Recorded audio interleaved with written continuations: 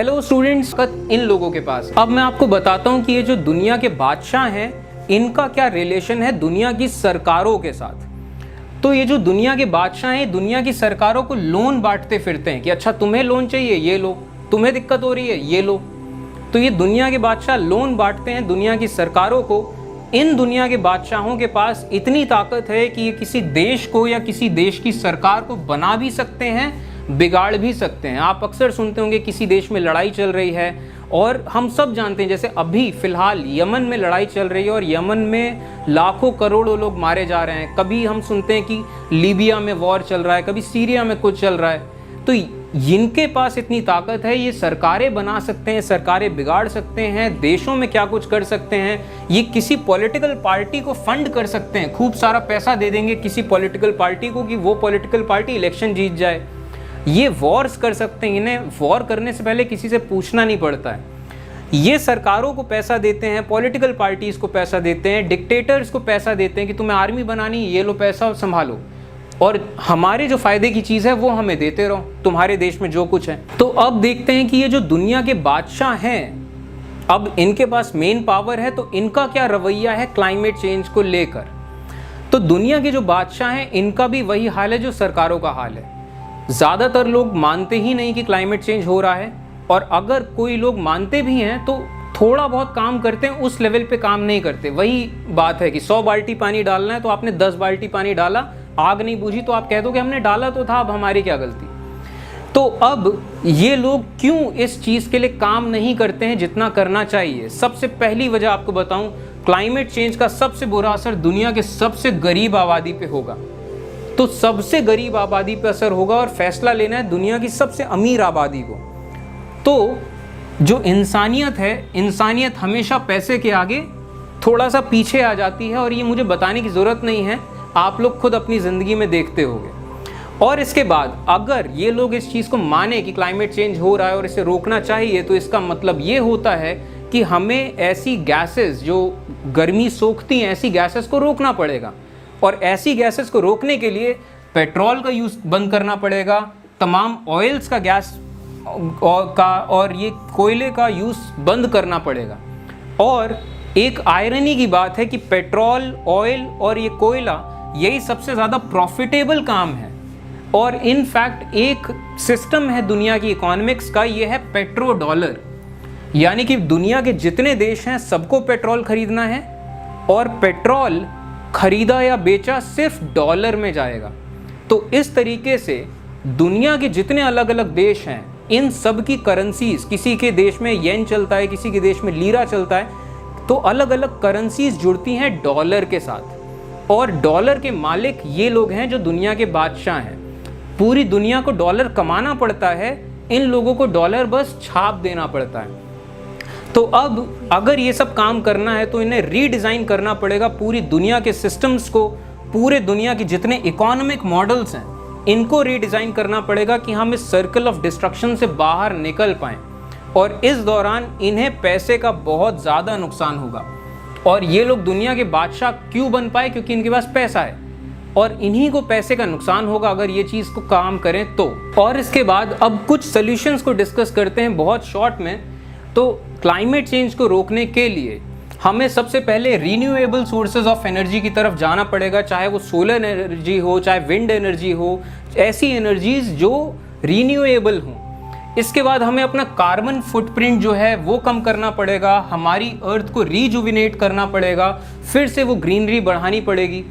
इसके बाद हमें नई टेक्नोलॉजीज़ डेवलप करनी है और इन नई टेक्नोलॉजीज़ को वाकई ग्राउंड लेवल तक पहुंचाना है। ये नहीं करना है कि जिसकी हैसियत है वो खरीदे, क्योंकि हमें ज़रूरत है तो हमें पहुंचाना पड़ेगा सब तक। जैसे कि हमें कोई तरीका निकालना पड़ेगा एनर्जी के लिए, फ्री एनर्जी हम यूज़ कर सकें।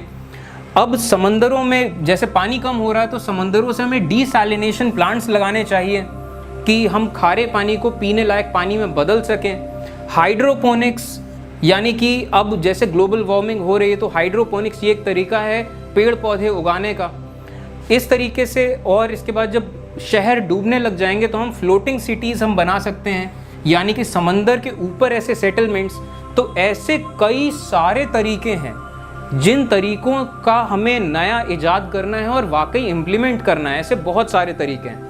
हमें ये चेन तोड़ना है, ब्लाइंड प्रोडक्शन का जो चेन है कि सामान बिकेगा तो पैसा मिलेगा, तो जो इंडस्ट्री के मालिक हैं उनको पैसा आएगा, जो इंडस्ट्री में काम कर रहे हैं उनको पैसा मिलेगा, उनकी ज़िंदगी चलेगी।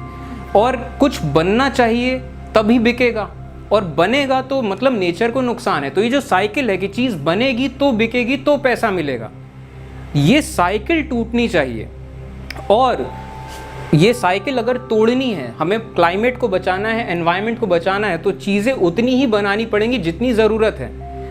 तो खामखा में ये सब चीज़ें जब हम इकोनॉमिक एक्टिविटीज़ को बंद करेंगे तो लोगों के पास काम नहीं बचेगा, काम नहीं बचेगा तो सर्वाइवल की लड़ाई होगी। तो हमें इस सर्वाइवल की लड़ाई से बाहर निकलना है। आज के टाइम पे इंसानियत के सामने सबसे बड़ा चैलेंज यही है कि आपको खाना खाना है, पानी पीना है, आपको कुछ भी जिंदा रहना है तो आपको पैसा चाहिए। हर चीज़ के लिए, सर्वाइव करने के लिए आपको पैसा चाहिए। तो इंसानियत का एक अगला एवोल्यूशन ये ज़रूरी है कि आपको स्ट्रगल फॉर सर्वाइवल से निकलना है, और इसके लिए ज़रूरी है यूनिवर्सल बेसिक इनकम।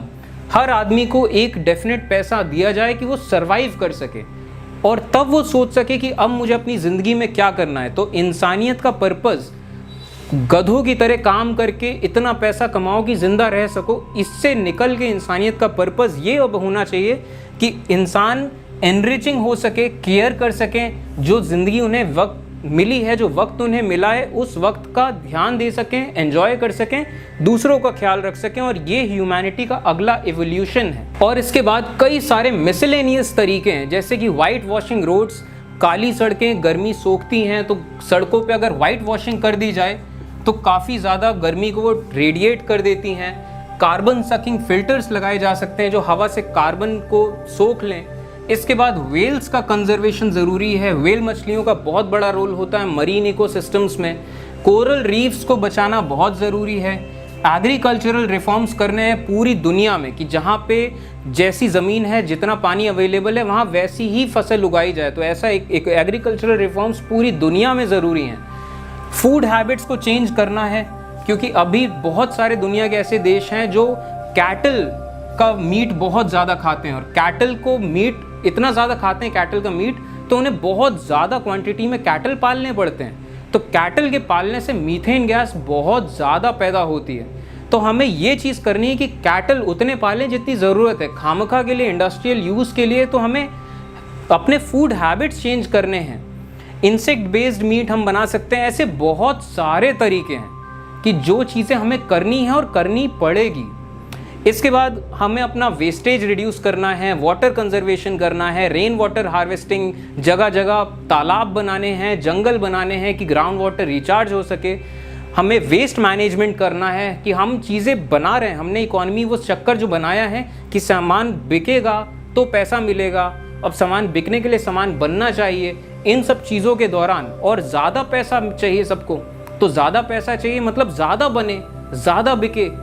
तो इस वजह से वेस्ट बहुत ज़्यादा बढ़ रहा है। तो ये वेस्ट मैनेजमेंट कैसे किया जाए, ये भी एक चैलेंज है। न्यूक्लियर वेस्ट, हमने न्यूक्लियर एनर्जी बनाना शुरू किया तो न्यूक्लियर पावर प्लांट लगा लिए, न्यूक्लियर बॉम्ब्स बना लिए। इस दौरान न्यूक्लियर वेस्ट निकलता है। इस न्यूक्लियर वेस्ट को हमें कैसे मैनेज करना है, ये भी एक बहुत बड़ा चैलेंज है। ऐसे बहुत सारे अभी और भी तरीके हैं। तो अब प्रोबेबल वे क्या है, ये सब चीज़ें तो हमने डिस्कस कर ली कि जो दुनिया के बादशाह हैं उन्हें मतलब नहीं, दुनिया की जो सरकारें हैं उन्हें मतलब नहीं। तो होगा क्या, जैसे चल रही है दुनिया अगर ऐसी चलती रही तो क्या होगा? तो सिंपल सा ये होगा कि जो दुनिया के जो बादशाह हैं, इनके जो इन्वेस्टमेंट फर्म्स हैं, यानी कि इन लोगों का पैसा जो फर्म संभालती हैं, ये इन्वेस्ट करती हैं दुनिया की अलग अलग जगहों में। ये इन बादशाहों के लिए तमाम नेचुरल रिसोर्सेज, तमाम तरह के जंगल, तमाम तरह की नदियाँ खरीद लेंगे दुनिया के देशों से और सरकारों से। और इस दौरान फिर डिप्लीशन शुरू होगा, नेचुरल रिसोर्सेज का लड़ाई शुरू होगी नेचुरल रिसोर्सेज की। और किस तरफ न जाने इंसानियत जाए टेक्नोलॉजी के साथ। सर्वेलेंस जितनी तेज़ी से बढ़ रहा है दुनिया में, ये जा सकता है कॉरपोरेट और गवर्नमेंट स्लेवरी की तरफ इंसानियत क्या पता चली जाए, कोई पॉसिबिलिटी नहीं है। अब इसके बाद ये सब तमाम प्रॉबेबल वेज हैं, बहुत अंधकार में भविष्य सा दिखता है, चेंज होने की बहुत ज़्यादा ज़रूरत है। तो अब हम देखते हैं कि अगर हमें सर्वाइव करना है तो क्या करना पड़ेगा। सबसे पहले हम इंसानियत को ज़रूरत है कि हमारा जो कलेक्टिव एवोल्यूशन हो हमारे कॉन्शियसनेस का, कि अब बहुत हो गया कि हम इतने लोअर कॉन्शियसनेस के साथ जिए। हमें कॉन्शियसनेस इवॉल्व करना पड़ेगा अगर हम जिंदा रहना चाहते हैं एक सिविलाइजेशन के तौर पे। हमें नए सिस्टम्स बनाने हैं जो कि फ़ायदे और नुकसान से बढ़ के हों। और ग्रीड, जो विस्कस ग्रीड होता है, देखिए हर इंसान के अंदर लालच होगा, लेकिन विस्कस ग्रीड जो होता है हमें उससे बचना है। यानी कि एक हद होती है, आपको कितना चीज़ें चाहिए, एक लेवल पे आके आपकी ज़िंदगी कांस्टेंट हो जाएगी, उसके बाद वो जो पैसा है सिर्फ बैंक के डिजिट्स हैं। तो आपको कितना चाहिए, उस विस्कस ग्रीड से आपको निकलना है, वो एक पागलपन होता है। तो खैर, अब चैलेंजेस क्या हैं इंसानियत के आगे? जो पीपल ऑफ द वर्ल्ड हैं, जो दुनिया के जितने भी आम लोग हैं, इनके आगे ये चैलेंज है कि इनको दुनिया के बादशाहों को और दुनिया की सरकारों को इन्हें साथ में लाना है और तब डिसाइड करना है सिस्टम कैसे बने, नए सिस्टम कैसे किए जाएं। ये सब कुछ करना है पीपल ऑफ द वर्ल्ड को। वरना अगर पीपल ऑफ द वर्ल्ड ने ध्यान नहीं दिया तो ये जो रूलर ऑफ द वर्ल्ड हैं और जो लीडर्स ऑफ द वर्ल्ड हैं, जो सरकारें हैं, ये आपस में ना जाने क्या खेलेंगे, ना जाने। और ये सिस्टम्स जो तय हों, बहुत ज़रूरी चीज़ है कि बहुत ट्रांसपेरेंसी के साथ ही काम किया जाए, क्योंकि अब जितनी टेक्नोलॉजी बढ़ गई, अगर आप ध्यान ना दो तो कॉरपोरेट स्लेवरी और गवर्नमेंट स्लेवरी हो सकता है। तो बहुत ट्रांसपेरेंटली और बहुत ओपनली सारे काम किए जाने चाहिए, सही तरीके से, क्योंकि अगर गलत तरीके से किए गए तो इंसानियत इतने गंदे लूप में फंस सकती है कि उस लूप से बाहर निकलना बहुत मुश्किल हो जाएगा। और अब लास्ट में डिस्कस करते हैं कि हमारा जो देश है हिंदुस्तान, इन सब चीज़ों के बीच में हमारा क्या रोल बनता है। तो कुछ सालों के अंदर हम दुनिया का सबसे ज़्यादा पॉपुलेटेड देश बन जाएंगे। दुनिया की सबसे ज़्यादा आबादी हिंदुस्तान में होगी कुछ सालों के बाद, और इस आबादी में बहुत ज़्यादा ह्यूमन रिसोर्स है और सबसे खास चीज़ young human resource, young population बहुत ज़्यादा है हमारे देश की। और सबसे बड़ी बात, हम इतनी बड़ी जनसंख्या है कि हम कहीं पे भी खड़े हो जाएं तो पूरी दुनिया का भार पड़ने लगता है उस तरफ और दुनिया झुकने लगती है हमारी तरफ। हम इतनी पॉपुलेशन है हमारी, और हम एक डेमोक्रेसी हैं, हम दुनिया से जुड़े हुए हैं, हमारे पास फ्री इंटरनेट है, कोई भी आदमी सरकार से अपनी बात रख सकता है, सरकार को बता सकता है, दुनिया से कनेक्टेड रह सकता है। ये बहुत बड़ी बातें हैं। और हम एक देश के तौर पे हमारा एजुकेशन लेवल बेहतर हो रहा है, एक से एक ब्रिलियंट लोग अवेलेबल है हमारे देश में, ओपन इंटरनेट है, हम पूरी दुनिया से जोड़ सकते हैं, पूरी दुनिया में बात कर सकते हैं। और इसके बाद हम हिंदुस्तान के तौर पे इतनी ताकत रखते हैं कि हम दुनिया को मजबूर कर सकते हैं, इन दुनिया के बादशाहों को और दुनिया की सरकारों को, कि आप बात करना शुरू करो कि क्या करना चाहिए, क्या नहीं करना चाहिए। बात करो, ऑनेस्टली डिस्कशन करना स्टार्ट करो, क्योंकि हम इस मुद्दे से अब ज़्यादा दूर नहीं रह सकते हैं। और हमारे ऊपर देखा जाए तो वैसे बहुत सारी एंशिएंट सिविलाइजेशंस रही, हम हिंदुस्तान के तौर पे एक सर्वाइविंग एंशिएंट सिविलाइजेशन है। और इससे पहले भी इतिहास में हिंदुस्तान ने दुनिया को कई सारे पैगाम दिए हैं, कई सारे सबक सिखाए हैं।